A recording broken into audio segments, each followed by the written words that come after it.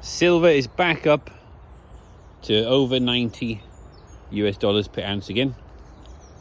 It was right down to 70 in the last big smackdown. Very soon it'll be over 100. It'll be over 120 again, which was the last all-time high. And it won't be long. It'll be 150, 160.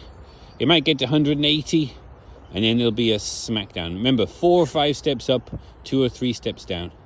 You'll probably get to 180, be smacked down again to maybe where we are today, 90 maybe, or 100. And then it'll go over 200, 210, 220. It'll be smacked down to 120, 130. And then it'll go to 250, 260, and then it'll be smacked down to 150. 4 or 5 steps up, 2 or 3 steps down. There's no reason silver should be this volatile. It shouldn't be. Why is there these smackdowns, like 40% smackdowns or whatever, or sometimes half, sometimes the silver price halves in a very short space of time? Why? Is it like there's an announcement, oh, we're not using so much silver in solar panels? The data centers aren't using so much silver? We found an alternative? No, there's nothing like that. The true reason why the silver's so volatile is all to do with the manipulation. That is purely it. There's no other reason. What?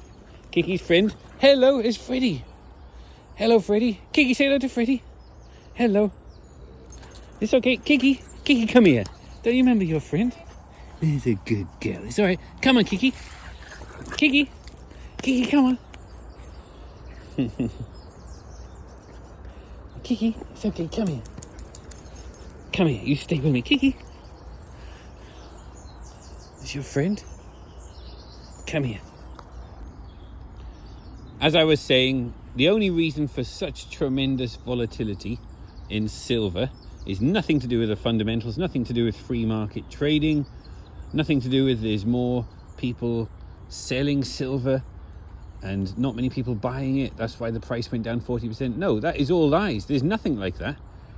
The price went down 40% even while there are more buyers than sellers. So it's all to do with manipulation. There's been no huge reduction in the demand for silver. That is not true at all. There's an increase in the demand for silver and the price goes down 40%. That is all manipulation.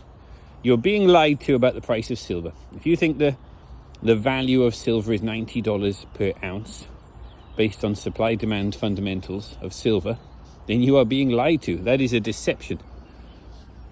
The truth is, as Bixweir points out, I think Bixweir is one of the best, the longest running silver analysts. He was the most experience for decades now. He was talking about this 20 years ago, looking really deep.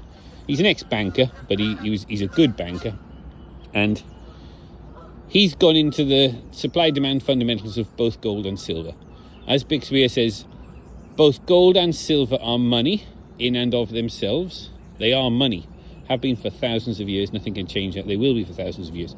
Gold and silver are money in and of themselves. Gold and silver are also used in industry. That is true. They are both used in industry. But pretty much all the gold is economic to retrieve. $5,500 per ounce. It costs less than $5,500 to get an ounce of gold back from waste. So it is economic to do so. It is always got back. Every time gold is used in industry, it is always got back. It costs the same to get an ounce of gold or an ounce of silver back from landfill or industrial waste. It costs the same. It costs a bit less than $5,000 to get an ounce of gold or silver back. It is worth getting the gold back. Silver is $90 per ounce, not $5,000 per ounce. It is not economical to get silver back from industrial use. It is not got back. It's trashed away. It's not got back yet, but it will be economical to get it back at some point when the price of silver goes up to gold. So think of this. For a long time now, all the gold has been got back. Silver is not got back. It's just trashed away. Absolutely trashed away. Well, of course, you're going to have supply problems. All the vaults are overflowing with gold. It's always got back and put back in the vault. And they're mining more gold all the time. The huge bullion vaults around the world are overflowing with gold, so much so that they have to build new vaults to hold all this excess supply of gold they've got. Gold is in excess. Gold is in surplus every year because it's economic to retrieve it. Silver is in deficit every year. This is factual. No one would disagree with me on this. Every year, demand for silver is more than supply. You've got about 800 million ounces being mined every year of silver. 0.8 of a billion ounces are mined. That's supply coming in every year, new supply. Demand is more than twice that. Officially, it's less than twice that. It's about 1.8 times that, something like that. But they say, they're trying to tell us that demand is only 1.2 or 1.3 billion ounces, something like that. But anyway, the official figures, which are downplayed and lies, they say there's a deficit in silver. That even the official lies, which are downplayed, they lie about how much is used in military around the world. They lie about how much is used in solar, electric cars. Even those lies admit there is a deficit. More silver is in demand than is in supply. Of course, the vaults have been slowly getting drained. If only 800 million ounces are being mined, and industry alone is demanding more than 1.2 billion ounces, that 0.4 billion ounces has to come from somewhere. Well, it's coming out of the vaults, and the vaults are getting drained. Supply is not keeping up with demand. Now, is there any chance demand will go down? No. Humanity is becoming more technologically advanced, which means they use more silver. The advancement in new technology is absolutely incredible. When you look at the robotics, these robots in China that can jump and spin and do these things, this is an example of the advancement of technology. When you look at the Consumer Electronics Show, I went to the one in Japan, and then there was the one in America recently in Las Vegas. I'm looking forward to the next one. Look at the advancement in technology. All this shows demand for silver is going up. It was old David Morgan who once said that if you want to invest in technology, buy a bar of silver. If you think advancement in technology is going to continue at the rate it is continuing, AI, robotics, data centers, EVs, solid state batteries using lots of silver for the new technology, flying cars, and the advanced smart homes, smart grids, smart networks, smart highways, smart cities. This is going to use up huge amounts of silver, huge amounts of silver. Demand for silver is going up while mine supply is going down. And that is factual. Every year, the supply of silver is going down. Now I want to talk about what's happening in Mexico at the moment. We've got some good friends in Mexico, someone who's into climbing, in the climbing community. My son's really into climbing, ice climbing. And they've got contacts in Mexico. Things are far worse in Mexico than we are being told. It's kind of similar situation to in Iran. I've got friends in Iran. The numbers of people that officially have been killed in Iran are way lower than what they actually are. There's loads of people just gone missing and they can't confirm if they're alive or dead, but it's tens of thousands of people dead in Iran. Now, I think it's going to be the similar sort of thing in Mexico. It's a terrible situation. The violence is escalating. I don't think the numbers of people killed are that much, but it's a lot of soldiers, government people and cartel members and some civilians. So many homes, businesses have been burned. So many cars have been burned, exploded. It's a really terrible situation in Mexico. Now, why this matters, Clive, what's his name? Is it Clive Anderson? I've forgotten his name now. He's on the show with Mario, Maneco 64 all the time. He's gone into this quite deep. And from his analysis, there's a lot of disruption on the roads. And the mines, most of the silver in the world comes from Mexico. So what I mean is by that is, no, it's not right to say most of the silver comes from Mexico. But Mexico's got the largest mining figures. Hello again. Hello. Big picture is mining disruption is massive now. The amount of disruption in Mexico, they cannot get the staff to the mines, the engineers. They cannot get the equipment, the fuel. There's shutdown of energy. They cannot move around freely in Mexico. The roads are very dangerous now in Mexico.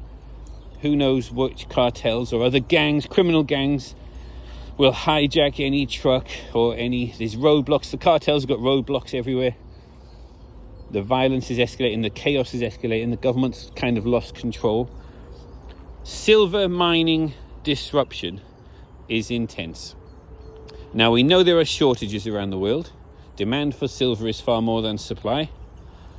The COMEX is running out. The London Bullion Market Association, the LBMA, is running out. All these places are desperate to get silver. Now, they were relying on silver from Mexico. Mexico has the largest mining production of silver of any other country. Mexico produces the most silver. I think it's like 30% of the silver of that 800 million ounces mined every year. 30% comes from Mexico, or used to. What will happen now going forward?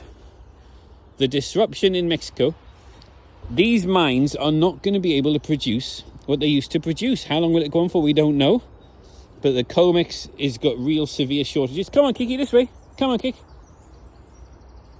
All this disruption in Mexico is going to really affect things. Now, the silver price should be shooting up. Of course it should be. You're going to have a decrease in supply. Well, there's no decrease in demand. The demand is increasing. Demand for silver is really increasing now. What will happen in Mexico? Is it all going to settle down and the cartels are going to be friends with the government again? Well, it's looking doubtful. It's looking very doubtful. Things have escalated so much. I suspect the disruption to the mining of silver and copper and these other things in Mexico is going to increase. The chaos is going to increase. There's not much silver going to be coming out of Mexico. And maybe this is all by design. There were people high up in the Mexican government who said, why are we selling so much silver so cheap? What can we do? But there's so much bureaucracy. The top people have been bribed by the Americans to please continue selling us the silver so cheap. Well, all this is happening now is stopped.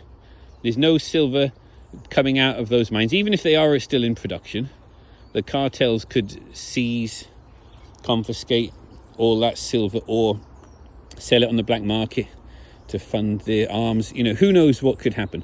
But the roads in Mexico are very dangerous now. You cannot drive freely. There's roadblocks everywhere. Getting equipment to the silver mines and getting silver out of the silver mines is going to be greatly reduced. This is going to have huge knock-on consequences. If it was a freely traded market, there was no manipulation, silver should be shooting up right now. It should be. But the manipulation hasn't ended yet. I think the manipulation will end. But have no illusions. Silver is heavily manipulated, probably the most manipulated market in the world, one of the most. Every day, every trade. That's what Big Swear says. Every single day, every trade. There's no free market activity. The silver price is not based on supply demand of silver. It's purely based on the computer algorithms. They type in what price they want it to be, and they do high frequency trading, selling back and forth many times in a second to get the price where they want it to be. The silver price has got nothing whatsoever to do with silver. It's all to do with the manipulations. The manipulations are coming to an end. The criminal, cunning men will have their crimes brought to justice.